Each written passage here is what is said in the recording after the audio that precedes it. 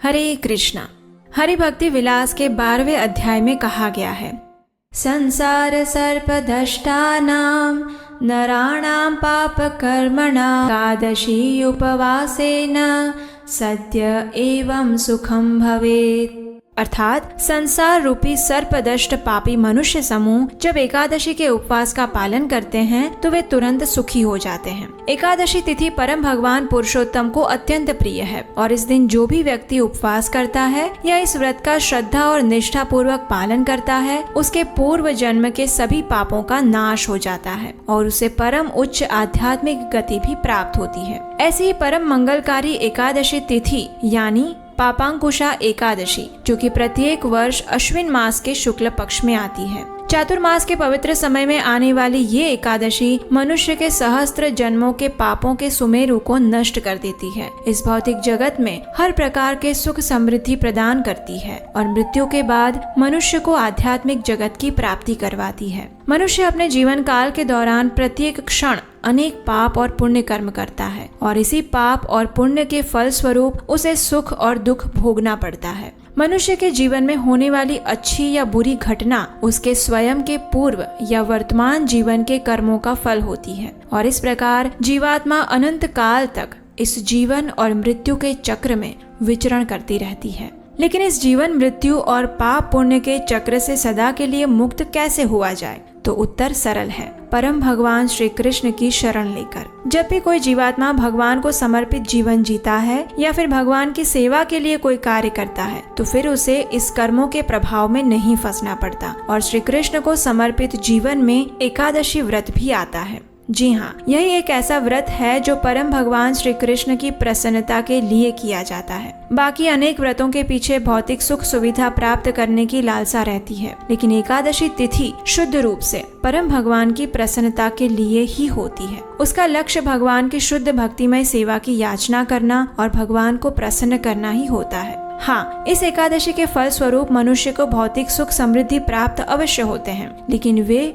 मुख्य लक्ष्य नहीं है। तो चलिए इस परम पवित्र पापांकुशा एकादशी के उपलक्ष्य में आज हम एक पौराणिक कथा का श्रवण करते हैं। ये हजारों वर्ष पूर्व की बात है। उस समय विंध्य पर्वत पर एक अत्यंत क्रूर शिकारी रहता था। ये शिकारी इतना अधिक क्रूर और घातकी था कि वह बड़े ही निर्दयता पूर्वक पर्वत के जंगलों में रहने वाले पशु और पंछियों की हत्या कर देता था और कई बार तो वह उनके शरीर के कुछ अंग काट कर उन्हें और अधिक पीड़ा भी देता था। इस प्रकार अज्ञानता और पाप कर्मों से लिप्त उसका जीवन चल रहा था और यमराज ने भी उसके लिए नरक में स्थान निश्चित कर दिया था। अब संयोगवश एक दिन यूं हुआ कि उसे किसी तरह ये पता चला कि वह जो कार्य कर रहा है उसे पापमय कार्य कहते हैं और उसके परिणाम स्वरूप उसे मृत्यु के पश्चात स्वयं नरक में जाकर घोर कष्ट भुगतना पड़ेगा।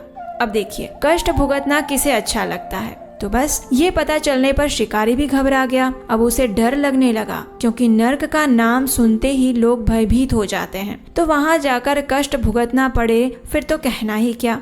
तो बस फिर इसी भय के मारे वह सीधा अंगिरा ऋषि के आश्रम में चला गया। वहां जाकर वह ऋषि के चरणों में गिर पड़ा और उनसे हाथ जोड़कर प्रार्थना करने लगा। उसने कहा, हे ऋषिवर, आजीवन मैंने अत्यंत घोर पाप कर्म किए हैं, निर्दोष प्राणियों की निर्मम हत्या की है और अब जीवन के अंत में मुझे ये ज्ञान हुआ है कि मैंने आजीवन कितना पापमय जीवन व्यतीत किया।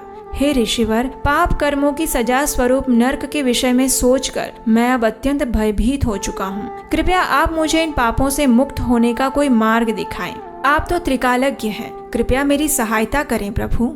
शिकारी की आर्द्र प्रार्थना सुनकर ऋषि अंगिरा ने उसे कहा, हे वत्स, निसंदेह तुम्हारे पाप कर्म तुम्हें नरक की दिशा में अग्रसर करेंगे, लेकिन फिर भी मैं तुम्हें शास्त्रोक्त एक उपाय बताता हूँ जिससे तुम इससे बच सकते हो और वो उपाय है अश्विन मास में आने वाली पाशांकुशा एकादशी व्रत का पालन। इस एकादशी व्रत का तुम श्रद्धा और नियम पूर्वक पालन करो, भगवान श्री पद्मनाभ की पूजा अर्चना करो और निश्चित रूप से तुम इस पाप कर्मों से मुक्त हो जाओगे। ये सुनकर शिकारी के मन में आशा की किरण उदित हुई। उसने ऋषि अंगिरा द्वारा बताए गए नियम अनुसार श्रद्धा पूर्वक इस एकादशी व्रत का पालन किया और इसके परिणाम स्वरूप वह अपने सभी पाप कर्मों से मुक्त हुआ और जीवन के अंत में उसे आध्यात्मिक लोक प्राप्त हुआ। तो इस प्रकार एक सामान्य शिकारी भी अपने जीवन के अत्यंत घृणित पाप कर्मों के बंधन से मुक्त हो पाया मात्र पापांकुशा एकादशी का श्रद्धा और नियम पूर्वक पालन करने से।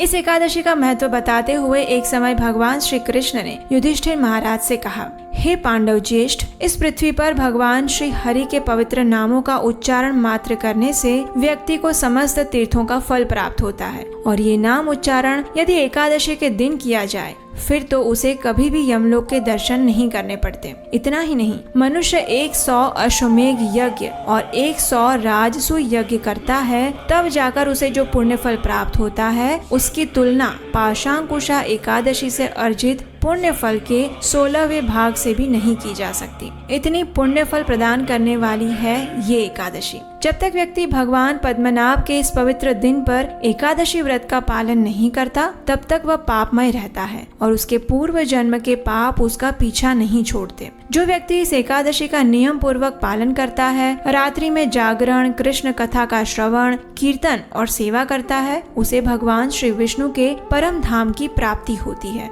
और इतना ही नहीं, उसके माता की ओर से 10 पीढ़ी, पिता की ओर से 10 पीढ़ी और पत्नी की ओर से पूर्व 10 पीढ़ियों का उद्धार हो जाता है। पापांकुशा एकादशी की महिमा का वर्णन करते हुए भगवान श्री कृष्ण आगे कहते हैं, हे नृपश्रेष्ठ, कोई भी मनुष्य चाहे वो किसी भी जाति, लिंग और आयु का हो, लेकिन अगर वो निष्ठा पूर्वक मुझे प्रिय इस व्रत का पालन करता है तो वह समस्त पापों से मुक्त हो जाता है और अंत में मेरे परम धाम को प्राप्त करता है। इसमें कोई संशय नहीं है। विशेषकर इस एकादशी के दिन जो दरिद्र व्यक्ति है उसे अपनी क्षमता अनुसार कुछ न कुछ दान अवश्य देना चाहिए। हम सब भगवान श्री कृष्ण के मित्र सुदामा की कथा जानते हैं। वे इतने निर्धन थे लेकिन फिर भी वे अपने मित्र को भेंट देने के लिए तांदुल लेकर गए। यहाँ प्रश्न वस्तु है या नहीं है उसका नहीं है, प्रश्न ये है कि क्या हमारे अंदर देने की इच्छा है। अगर हाँ तो फिर इतना निर्धन कोई नहीं होता कि व्यक्ति एक चावल का दाना भी ना दे पाए। तो इसलिए इस एकादशी का पारण करते समय व्यक्ति को अपनी क्षमता अनुसार कुछ न कुछ दान अवश्य देना चाहिए और जो धनी व्यक्ति है उन्हें ये सोचकर दान देना चाहिए कि उनकी ये समृद्धि उनके पूर्व जन्मों के पुण्य कर्मों और बड़ों के आशीर्वाद का फल है, इसलिए उसे जन कल्याण में उपयोग में लेना चाहिए। तो ये थी आज की एकादशी कथा। इस कथा से आपने क्या शिक्षा प्राप्त की